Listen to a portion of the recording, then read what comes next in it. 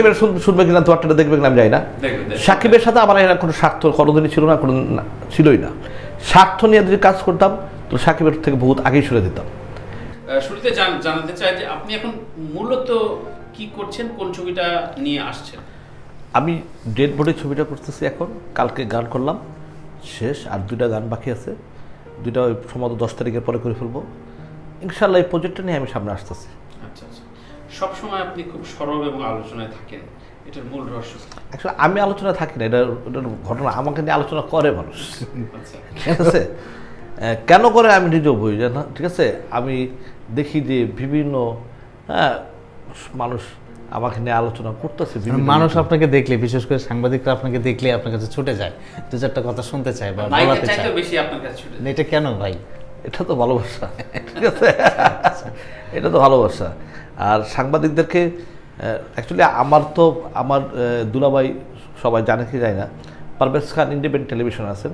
পারভেজ খান আমার আপন চাস্তো বোনের জামাই, আমার আরেক বোনের জামাই আছে সকালে খবর বুরহান ভাই। ঠিক আছে, মানে তারপর আমার ভাইও সাংবাদিকতা করছিল একসময়, এখন করে না। হ্যাঁ, সাংবাদিক পরিবার বলতে আমাকে অনেকটা বুঝায়। মানে সাংবাদিকদের সাথে আমার ফ্রেন্ড সার্কেল কিন্তু বাংলাদেশের খুব বড় বড় যায় সাংবাদিকতা। আমি কোনোদিন দাপট দেখাইলামই না জীবনে। ঠিক আছে, তুই দাপট দেখাতাম তো দাপট নিয়েই চলতাম, তাই না? আমি সবসময় নর্মাল। তোমরা দেখছো কিনা, আমি কখনো আমার কোনো বন্ধু বান্ধব নিয়ে আমি চলি না।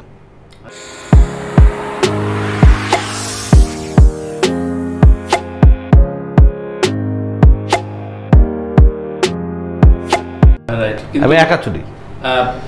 অনন্ত জলিলের সাথে আপনার সম্পর্ক এখন কেমন? যে আজকে তো বিকালবেলা কথা বললাম, কালকে আমরা ইনশাল্লাহ কিলিম 2 নিয়ে গল্প নিয়ে বসেছি স্ক্রিপ্ট তার বাসায়। আচ্ছা আচ্ছা, এবং মোটামুটি ইনশাল্লাহ খুব রিসেন্টলি ছবিটা আরম্ভ করে দেবো। একটা বিশাল আয়োজন, সেই আয়োজনে তোমরা থাকবা। সেই আয়োজনের ব্যাপারে কালকে কথা বলতে যাচ্ছি, কীভাবে করবো, কীভাবে এটা যাচ্ছি। আচ্ছা, কিলহিমের সময় অনেকে বলছিল যে কিলহিমের পরে অনন্ত জলিলের সাথে সম্পর্ক আপনার শীতল হয়ে যাবে, থাকবে না। এর পরবর্তীতে আপনার পরিচালিত ছবি হয়তো থাকবে না, অনন্ত জলিল পরিচালনা করবে।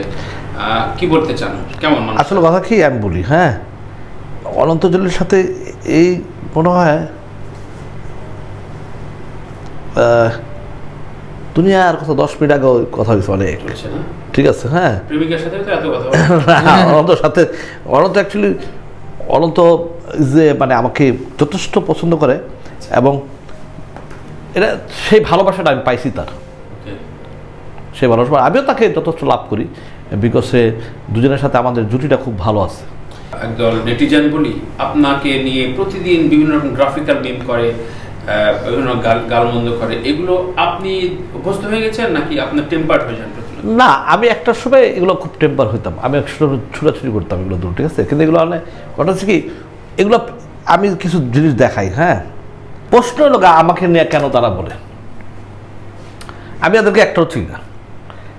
এই ওই মেয়েকেও চিনি না, এই মেয়েকেও চিনি না। ঠিক আছে, একটাও চিনি না। এখন তারা একটা মানুষের ব্যাপারে আমাকে তারা চিনে না, আমার সম্বন্ধে তাদের আইডিয়া নেই, যা তা খায় আমাকে নিয়ে তারা ইউটিউবে কথা বলতেছে, এবং চোর দুটার সাথে আবার লাইভ করে। ঠিক আছে, তো এই চোরগুলোর সাথে এবং এই শ্রেণীগুলোর সাথে আমার একটা প্রশ্ন, যে আমি কি কখনো কোনোদিন কারোর নাম ধরে কথা বলছি? বলি নাই। তারা কিন্তু নাম ধরে কথা বলতেছে, তারা নাম ধরে বইলা তারা মার্কেটে পচাইতেছে। বুবলি কী করলো, ও কী করলো, আমি কী করলাম, হ্যাঁ, জন্টু ভাই কী করলো, এদের নিয়ে তারাই কিন্তু অ্যাকচুয়ালি মূলত তারাই তাকে পচাচ্ছে। শাকিব খানের সাথে আপনার দূরত্বের সাথে এদের সাথে শত্রুতার সম্পর্ক আমি যাই না, আমি তো চিনি না। আমাকে একজন বললো, হয়তো এদেরকে কিছু টাকা পয়সা দিয়ে হয়তো কেউ করে না। আর এফডিসিতে অনেকে আসে না, আমার সাথে সাইডে ঘুরতে থাকে, অনেকে অভিনয় করতে চায়, হয়তো পাত্তা পায় না। হ্যাঁ, আমরা তো অনেক সময়ের সাথে কথা বলি না। এগুলো এখন কি করতেছে, এখন এই শ্রেণীটা কি করতেছে, তাদের তো ফেসটা দেখাই তো মিডিয়াতে, তারা ছোট্ট একটা ইউটিউব কন্টেন্ট খুলে নিয়ে তারা নিজেরাই ফেসবুক, আর ওই আমাকে নিয়ে কথা বললে তাদের রিজিকটা হয়, 2 টাকা 500 পায়। হ্যাঁ, বা যাকে নিয়ে কথা বলে তাকে নিয়ে পায়। আমার কথা যে ঠিক আছে, খানা আমার কোনো আপত্তি নেই, বাট তুই সত্য কথা বললে, জেনুইন কথা বললে খানা। ব্যাস, আমাকে তো ব্যস্ত আছিস, ডেলি বেচছিস, আমাকে সকালে বেচছিস, বিকালে বেচছিস, রাত্রেবেলা বেচছিস, 3 বেলায় আমাকে বেচছিস। ঠিক আছে, তো আমাকে 3 বেলায় বেচেই খা, সমস্যা নাই, কিন্তু জেনুইনভাবে খা, হারামভাবে খাইস না, হালালভাবে খা। আমার কথা লেলে যে একটা মানুষের নামে উল্টা তথ্য মাত্র নিয়ে, ঠিক আছে, হ্যাঁ কথা বলতেই আছে, ঠিক আছে।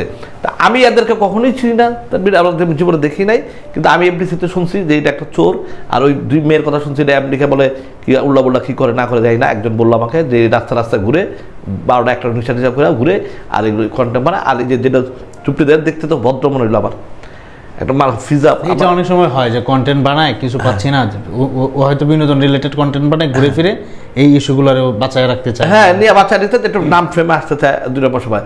তা আমি তো একটা কথা বলি, এই যে তোমরা কত সুন্দর কন্টেন্ট করতেছো, তানভীর তারেক একটা বাংলাদেশের কে না চিনে? আমি মনে করি বাংলাদেশের গ্রাম বাংলা সবাই চিনে তানভীর তারেক, এক নামে চিনে যারা সিনেমা বুঝে।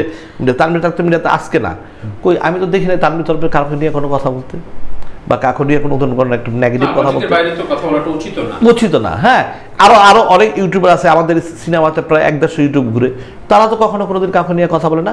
এই সৌদি আরব থাকে, বরিশাল থাকে, খুলনা থাকে, এরা কারো দূর থেকে আসা একদম ঠিক। আমি আগে বলছিলাম তানভীর হিজদাদের মতো, কুকুর তো দূর থেকেই খেউ খায়, কুকুর সবসময় আলো দূর থেকে খেউ খায়, সামনে আসতে পায়ের নিচে আসতে এগুলো শুয়ে পড়ে।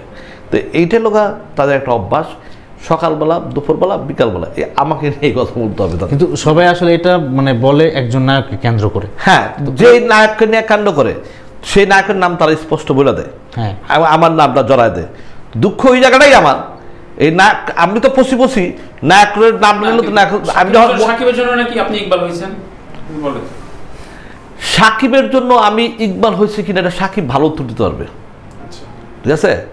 কারণ কি এই এখন ইন্ডাস্ট্রিতে তোমরা তো অনেক লং টাইম, 27 বছর।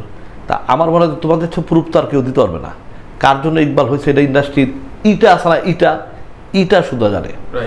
আমি এখানে একটা ঘটনা বলি, হ্যাঁ আমি একটা ঘটনা বলি, একটা উদাহরণ আমি দিই, ঠিক আছে। এই যে আমার ফ্রেন্ড মারা গেল দীপু চৌধুরী, হ্যাঁ দীপু চৌধুরীকে আমি পরিচয় করাই দিচ্ছি। কিভাবে পরিচয় করাই দিচ্ছি সেই ঘটনা আমি একটু বলি। পুরো ইন্ডাস্ট্রিতে তাকে ব্যান করে দিচ্ছে, সাকিব অপু ব্যান, ঠিক আছে 17 সালে থেকে। হ্যাঁ ব্যান, কোনো তাদের সিনেমা করতে পারবে কথা, আমি যে আমার শর্টটা মনে নাই, ব্যান ছবি করতে পারবে না, ঠিক আছে। ওই তো যখন ওই বাচ্চা রাইতের বেলা ফোন আমার কাছে আইসা দেখি, সকালবেলা সে গাড়ি পাঠিয়ে দিল আমার বাসায়, হ্যাঁ সাকিবের গাড়ি পাঠিয়ে দিল, পাঠিয়ে দেওয়ার পরে যে বাসায় নিয়ে গেল, সাকিবের বাসায় গেলাম, তার দেখি যে মন খুব খারাপ, সাকিব অবশ্যই খারাপ, পুরো ইন্ডাস্ট্রি তাকে ব্যান করে দিতে অবশ্যই খারাপ। আমি কিছি, হ্যাঁ আমি ঠিক আছে আপনি টেনশন না, আমি দেখতেছি। মারা গেছে মিজু আহমেদ, শিল্পী সমিতির প্রেসিডেন্ট মিজু ভাই। মিজু ভাইয়ের আমি তখন ডাকাইলাম যে মিজু ভাই কী হলো, কয় আমার তো এনে করার কিছু নাই। এই মিজু ভাইয়ের সাথে নিয়ে কথাবার্তা অনেক কিছু হলো। মিজু ভাই সাকিবকে সাপোর্ট করেই না, ঠিক আছে। ইন্ডাস্ট্রির 2-4 জনের সাথে কথা বললাম, কেউ তাকে সাপোর্ট করে না, অল ইজ তার নেগেটিভ।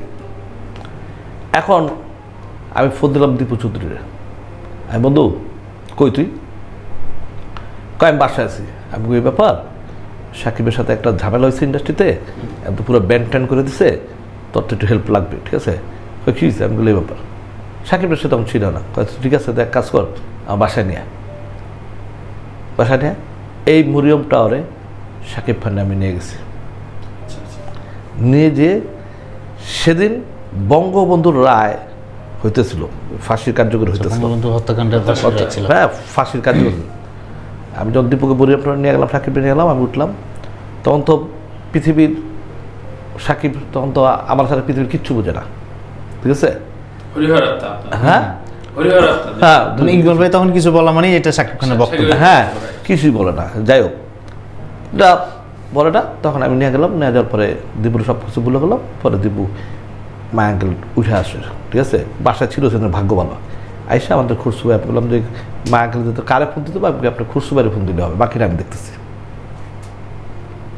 পরে মা আঙ্কেল খুরসু ভাইয়ের ফোন দিতে, খুরসু সাকিব আমার ছেলের বন্ধু, আমাদের বাসায় আসে আনতেন, তুমি ব্যাপারটা দেখো।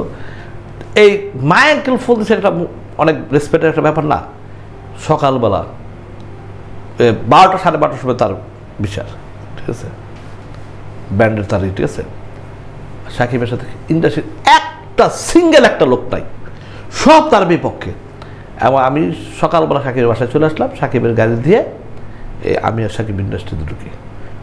5 মিনিট 5 মিনিটের ভিতরে উদ্যোগ হয়েছে, 5 মিনিটের ভিতরে তার ব্যান্ড উঠে গেছে সকালবেলায়। ঠিক আছে, পুরো ইন্ডাস্ট্রি একদিক, আমি আর সাকিব একদিক, বিজয়ের মালালিয়া ঘরে আসলাম। হ্যাঁ আমার কথা অ্যাকচুয়ালি সাকিবের সাথে আমি একটা কথা বলি, আমি জানি না সাকিবের শুনবে কিনা, তোরটা দেখবে কিনা আমি জানি না। সাকিবের সাথে আমার এরা কোনো স্বার্থ কোনোদিনই ছিল না, কোনো ছিলই না। স্বার্থ নিয়ে যদি কাজ করতাম তো সাকিবের থেকে বহুত আগেই সরে দিতাম। আমি কখনো সাকিবকে নিয়ে স্বার্থ দেখিনি, কোনোদিন দেখি নাই, এটা সাকিব খুব ভালো করে জানে। আমি কখনো কোনোদিন সাকিবের লোভে বলে আমি কোনো কাজ করি না।